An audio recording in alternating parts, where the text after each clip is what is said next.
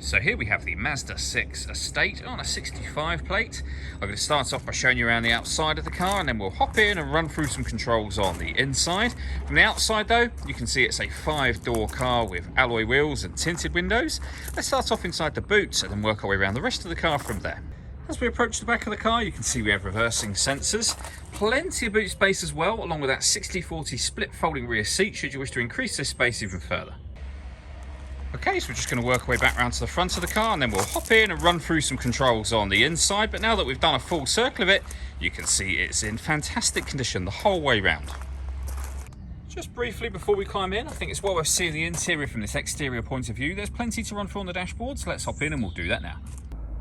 Okay, now that we're inside the car, we're going to start with the dials. On the left-hand side, we have the rev counter. We have the speedometer in the middle. And over on the right-hand side, the fuel gauge for the car. Also in the middle, you can see the total miles. They are 72,070.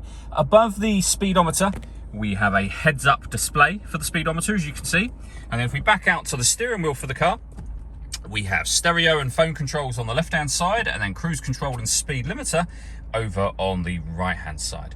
In the centre, we have the main screen for the car. So a few options up here, all of which are adjusted and operated using this dial and the collection of buttons that surround it. So you can go back to the home screen from here. Otherwise, this dial will select anything up on the main screen by rotating and twisting. So if you're on the main menu, for example, you can highlight your communication, which is where you'd pair your phone. It'll ask you if you want to connect a phone. We're going to say no to that for now. I'm going to come back out to the home screen.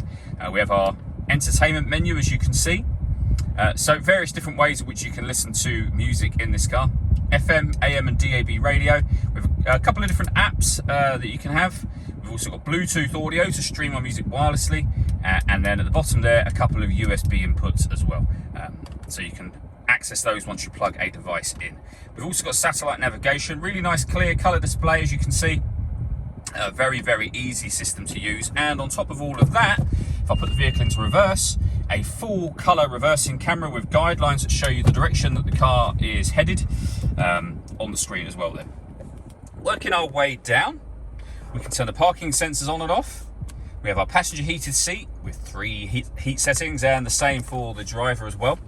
We can adjust the driver and passenger temperature individually from here. We can decrease and increase the fan speed as well. You can also then determine what direction you'd like the air to be distributed in. Once you're happy with those settings, that button will turn you, as air conditioning's on at the minute, that button will turn it off or back on again. Or hit auto. The car will now take control of the fan speed and the direction of the air to maintain the 2 temperatures that you've asked for.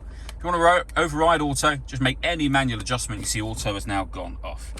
Underneath that, we have a 12-volt charging socket, the 6-speed manual gearbox, and then the buttons I went through just a moment ago, along with an electronic handbrake and the main volume for the stereo just here. All that leaves me to say is thank you for taking the time to watch this video. If you'd like to come see the car in person and have a test drive, please feel free to give us a call here at Surrey Specialist Cars. We'd love to hear from you soon.